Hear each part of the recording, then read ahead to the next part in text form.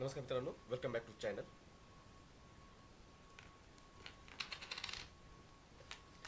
जुलै महिन्यामधला चालू घडामोडीचा हा आपला 6वा व्हिडिओ आहे. यापूर्वीच्या सगळ्या व्हिडिओच्या लिंक खाली डिस्क्रिप्शन बॉक्समध्ये दिलेला आहे. त्यावर क्लिक करून तुम्ही यापूर्वीचे सगळे व्हिडिओज पाहू शकता. व्हिडिओ आवडले तर व्हिडिओ लाईक करा. चॅनल आतापर्यंत सबस्क्राईब केलं नसेल तर चॅनल सबस्क्राईब करा. आता पण आजचा व्हिडिओ सुरू करूयात. आजचा आपला पहिला प्रश्न आहे, खालीलपैकी कोणाची नुकतीच LICचे MD व CEO म्हणून नियुक्ती करण्यात आली आहे. याचं बरोबर उत्तर आहे पर्याय क्रमांक 2 आर दोराईस्वामी. दोराईस्वामी यांची नुकतीच LICचे किंवा लाईफ इन्शुरन्स कॉर्पोरेशन ऑफ इंडियाचे नवीन MD व CEO म्हणून नियुक्ती करण्यात आलेली आहे. यांनी 14 जुलै 2025 या दिवशी LICचे MD व CEO म्हणून पदभार स्वीकारलेला आहे. त्यांनी सिद्धार्थ मोहंती यांची जागा घेतलेली असून सिद्धार्थ मोहंती यांचा कार्यकाल 7 जून 2025 या दिवशी संपला होता. इथे LICचा उल्लेख आलेला आहे. LIC म्हणजे life insurance corporation of India, भारतीय आयुर्विमा महामंडळ. ही देशातील सर्वात मोठी विमा कंपनी असून पूर्णपणे भारत सरकारच्या मालकीची आहे. LICची स्थापना 1 सप्टेंबर 1956 या दिवशी झाली असून हेडक्वार्टर किंवा मुख्यालय आहे मुंबई या ठिकाणी. मूळ प्रश्न उत्तर असेल पर्याय क्रमांक 2 आर दोराईस्वामी यांची नुकतीच LICचे नवीन MD व CEO म्हणून नियुक्ती करण्यात आलेली आहे. पुढचा प्रश्न, जगातील सर्वाधिक वयाचे मॅरेथॉनपटू म्हणून ओळखले जाणारे फौजा सिंग यांचे नुकतेच वयाच्या कितव्या वर्षी निधन झाले आहे. याचं बरोबर उत्तर आहे पर्याय क्रमांक 3 114व्या वर्षीय फौजा सिंग यांचं निधन झालेलं आहे. हे बघा, हे होते फौजा सिंग आणि हे जगातील सर्वाधिक वयाचे मॅरेथॉनपटू, तसंच जगभरामध्ये ते टर्बन टॉर्नाडो म्हणून ओळखले जाणारे ज्येष्ठ मॅरेथॉनपटू होते. यांचा जन्म 1911 या वर्षामध्ये पंजाबमध्ये झाला होता आणि वयाच्या 90व्या वर्षी त्यांनी आंतरराष्ट्रीय स्तरावर मॅरेथॉन धावण्यास सुरुवात केली होती. उत्तर असेल या फौजा सिंग यांचं नुकतंच वयाच्या 114व्या वर्षी निधन झालेलं आहे. पुढचा प्रश्न, जामाता JAMATA हा भारत व कोणत्या देशाचा नौदल सराव आहे.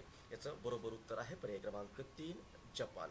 जामाता हा भारत आणि जपान यांच्यातील नौदल सराव आहे.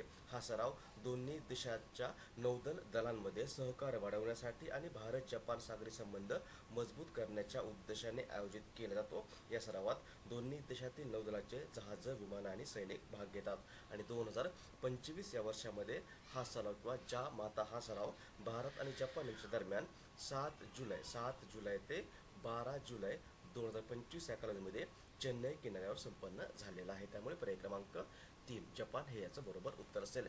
जपान मॅपमध्ये इथे आहे जपान, राजधानी आहे टोक्यो, सध्या पंतप्रधान आहेत शिंगेरू इशिबा आणि चलन किंवा करन्सी आहे जापनीज येन.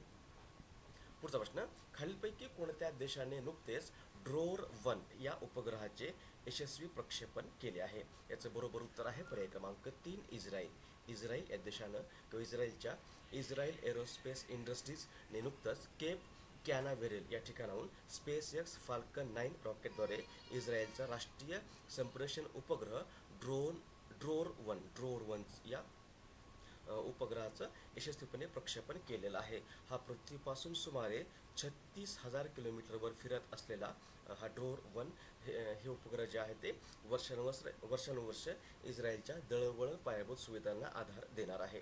उत्तर असेल पर्याय क्रमांक 3 इस्रायलची राजधानी आहे जेरुसलीम, सध्या राष्ट्रपती आहेत इसाक हर्जोग, पंतप्रधान आहेत बेंजामिन नेतन्याहू आणि चलन आहे न्यू शकेल. पुढचा प्रश्न, 18 ते 20 फेब्रुवारी 2025 या कालावधीमध्ये युवा आध्यात्मिक शिखर परिषद किंवा युथ स्पिरिच्युअल समिटचे आयोजन खालीलपैकी कोणत्या ठिकाणी करण्यात येणार आहे. याचं बरोबर उत्तर आहे पर्याय क्रमांक 2 वाराणसी. युथ स्पिरिच्युअल समिट किंवा युवा आध्यात्मिक शिखर परिषद 18 ते 20 फेब्रुवारी 2025 या कालावधीमध्ये वाराणसी या ठिकाणी आयोजित करण्याबाबतची घोषणा नुकतीच भारताचे केंद्रीय युवा व्यवहार आणि क्रीडा मंत्री मनसुख मांडविया यांनी केली असून ही परिषद यावर्षी नशामुक्त युवा फॉर विकसित भारत या थीमखाली आयोजित करण्यात आलेली आहे. ही परिषद भारताच्या युवा शक्तीला सक्षम बनवण्यासाठी आणि ड्रग्जमुक्त समाजाला चालना देण्यासाठी एक परिवर्तनकारी उपक्रम म्हणून आयोजित करण्यात येत आहे. उत्तर असेल पर्याय क्रमांक 2 वाराणसी.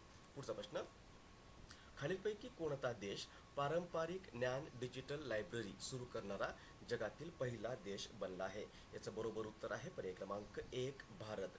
पारंपरिक ज्ञान डिजिटल लायब्ररी सुरू करणारा भारत हा जगातील पहिलाच देश बनलेला आहे. भारताचे पारंपरिक ज्ञान डिजिटल ग्रंथालय किंवा लायब्ररी हे एक ऑनलाईन व्यासपीठ असून AI किंवा आर्टिफिशियल इंटेलिजन्स सारख्या अत्याधुनिक अशा डिजिटल साधनांचा वापर करून भारताच्या समृद्ध पारंपरिक औषध प्रणालीचं संरक्षण आणि प्रोत्साहन देण्याच्या उद्देशाने ही लायब्ररी सुरू करण्यात आली आहे. भारतातील पारंपरिक औषधांचा गैरवापर थांबवण्यासाठी आणि वैज्ञानिक संशोधनाला पाठिंबा देण्यासाठी हे ग्रंथालय डिझाईन केलं असून यामुळे आधुनिक वैज्ञानिक पद्धतीने जुन्या उपचाराच्या परिणामांचा अभ्यास करून नवीन औषधे विकसित करण्यास देखील मदत होणार आहे. उत्तर असेल पारंपरिक ज्ञान डिजिटल लायब्ररी सुरू करणारा जगातील पहिला देश बनलेला आहे आपला भारत हा देश. पुढचा प्रश्न, खालीलपैकी कोणता दिवस कृत्रिम बुद्धिमत्ता प्रशंसा दिन म्हणून साजरा करण्यात येतो? खालीलपैकी कोणता दिवस कृत्रिम बुद्धिमत्ता प्रशंसा किंवा कौतुक दिन म्हणून साजरा केला जातो? AI appreciation day. याचं बरोबर उत्तर असेल पर्याय क्रमांक 3 16 जुलै. 16 जुलै हा दिवस दरवर्षी जगभरात कृत्रिम बुद्धिमत्ता प्रशंसा दिन म्हणून साजरा केला जातो. हा दिवस कृत्रिम बुद्धिमत्ता तंत्रज्ञानाचा इतिहास आणि कामगिरी साजरे करण्यासाठी आणि मानवी जीवनामध्ये त्याच्या वर्तमान आणि भविष्यातील वापराच्या परिणामाबद्दल जागरूकता निर्माण करण्याच्या उद्देशाने 2021 या वर्षापासून साजरा करण्यास सुरुवात झालेली आहे. पुढचा प्रश्न, खालीलपैकी कोणता दिवस आंतरराष्ट्रीय न्याय दिन म्हणून साजरा करण्यात येतो? याचं बरोबर उत्तर आहे आंतरराष्ट्रीय न्याय दिन किंवा इंटरनॅशनल जस्टिस डे. हा जो दिवस आहे किंवा world day for international justice हा दिवस दरवर्षी 17 जुलै या दिवशी साजरा केला जातो. हा दिवस आंतरराष्ट्रीय न्यायाची मजबूतीकरण यंत्रणा ओळखणे, आंतरराष्ट्रीय न्यायाची मजबूतीकरण यंत्रणा ओळखण्यासाठी आणि पीडितांना किंवा पीडित लोकांच्या हक्कांना न्याय देण्याच्या उद्देशाने साजरा केला जातो. याची सुरुवात 2002 या वर्षामध्ये झालेली आहे. हा दिवस साजरा करण्यास सुरुवात 2002 या वर्षापासून झालेली आहे. उत्तर असेल आंतरराष्ट्रीय न्याय दिन जो आहे तो दरवर्षी 16 जुलै या दिवशी साजरा केला जातो. हा जुलै महिन्यामधला महत्त्वाचा दिवस आहे.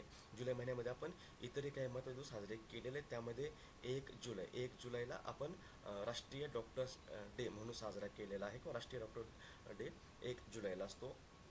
3 जुलैला आपण आंतरराष्ट्रीय प्लास्टिक पिशवी मुक्त दिन साजरा केलेला आहे. त्यानंतर 5 जुलैला आंतरराष्ट्रीय सहकार दिन होता. 6 जुलैला आंतरराष्ट्रीय ग्रामीण विकास दिन साजरा केलेला आहे. त्यानंतर 7 जुलै या दिवशी जागतिक जैव उत्पादन दिन होता. 11 जुलैला यावर्षी पहिल्यांदाच जागतिक घोडा दिन वर्ल्ड हॉर्स डे साजरा केलेला आहे. सोबतच 11 जुलै जागतिक लोकसंख्या दिन देखील असतो. जागतिक लोकसंख्या दिन 11 जुलै या दिवशी साजरा केला जातो. 12 जुलैला आंतरराष्ट्रीय मलाला दिन आणि जागतिक कागदी पिशवी दिन आहे. 15 जुलैला आपण जागतिक युवा कौशल्य दिन साजरा केला होता. हे देखील दिवस लक्षात असू द्या. पुढचा प्रश्न, न्यायमूर्ती संजीव सचदेवा यांची नुकतीच खालीलपैकी कोणत्या उच्च न्यायालयाच्या मुख्य न्यायाधीशपदी नियुक्ती करण्यात आली आहे? न्यायमूर्ती संजीव सचदेवा यांची नुकतीच मध्य प्रदेश उच्च न्यायालयाचे मुख्य न्यायाधीश म्हणून नियुक्ती करण्यात आलेली आहे. त्यामुळे पर्याय क्रमांक 2 मध्य प्रदेश हे याचं बरोबर उत्तर असेल. मध्य प्रदेश राजधानी आहे भोपाळ. मध्य प्रदेशची राजधानी आहे भोपाळ. सध्या राज्यपाल आहेत मंगूभाई सिंह पटेल आणि मुख्यमंत्री आहेत मोहन यादव हे मध्य प्रदेशचे मुख्यमंत्री आहेत. पुढचा प्रश्न, खालीलपैकी कोणाची नुकतीच लडाखचे उपराज्यपाल म्हणून नियुक्ती करण्यात आली आहे? याचं बरोबर उत्तर आहे पर्याय क्रमांक 2 कविंदर गुप्ता. भारताच्या राष्ट्रपतींनी जम्मू काश्मीरचे माजी उपमुख्यमंत्री कविंदर गुप्ता यांची नुकतीच लडाखचे उपराज्यपाल म्हणून नियुक्ती केलेली आहे. त्यांनी BD मिश्रा यांची जागा घेतलेली आहे. BD मिश्रा यापूर्वी लडाखचे उपराज्यपाल होते आणि कविंदर गुप्ता हे जम्मूचे असून 2005 ते 2005 ते सलग 3 वेळा जम्मूचे महापौर राहिलेले आहेत. तसंच ते भाजपच्या राष्ट्रीय कार्यकारिणीचे सदस्य देखील आहेत. लडाख भारतातली एक युनियन टेरिटरी आहे. भारतीय संसदेच्या कायद्यानुसार 31 ऑक्टोबर 2019 पासून हा युनियन टेरिटरी बनलेला आहे. पुढचा प्रश्न, खालीलपैकी कोणते पोलीस स्टेशन भारतीय मानक ब्युरो किंवा BIS कडून ISO प्रमाणपत्र प्राप्त करणारे भारतातील पहिले पोलीस स्टेशन बनले आहे? याचं बरोबर उत्तर आहे पर्याय क्रमांक 1 अर्थुंकल पोलीस स्टेशन केरळमधील अल्लापुझा जिल्ह्यातील अर्थुंकर पोलीस स्टेशन भारतीय मानक ब्युरो किंवा BIS कडून ISO प्रमाणपत्र प्राप्त करणारं भारतामधलं पहिलंच पोलीस स्टेशन बनलेलं आहे. पोलिसिंग आणि सार्वजनिक सुरक्षेमध्ये दर्जेदार सेवा प्रदान करण्याच्या स्टेशनच्या समर्पणाला मान्यता देऊन या पोलीस स्टेशनला नुकतंच हे प्रमाणपत्र अधिकृतपणे प्रदान करण्यात आलेलं आहे. उत्तर असेल पर्याय क्रमांक 1. हे आहे केरळमधलं पोलीस स्टेशन. मग केरळची राजधानी आहे तिरुअनंतपुरम. सध्या राज्यपाल आहेत राजेंद्र अर्लेकर आणि मुख्यमंत्री आहेत P. विजयन. पुढचा प्रश्न, पशुपालनाला कृषी व्यवसायाचा दर्जा देणारं भारतातील पहिलं राज्य कोणतं ठरलं आहे?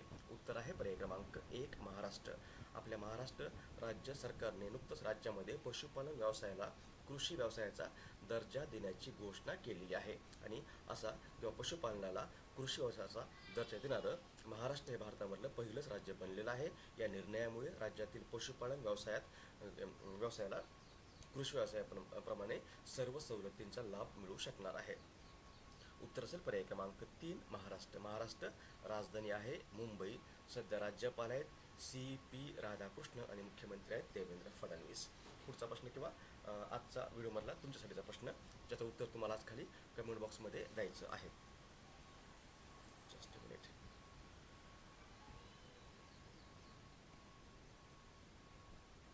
हा आहे आजचा प्रश्न. सध्या चर्चेत असलेला AR हरिकृष्णन खालीलपैकी कोणत्या खेळाशी संबंधित आहे? AR हरिकृष्णन कोणत्या खेळाशी संबंधित आहे? AR हरिकृष्णन. ऑप्शन्स आहेत बुद्धिबळ, बास्केटबॉल, बॅडमिंटन आणि नेमबाजी. याचं बरोबर उत्तर तुम्हाला खाली कमेंट बॉक्समध्ये द्यायचं आहे.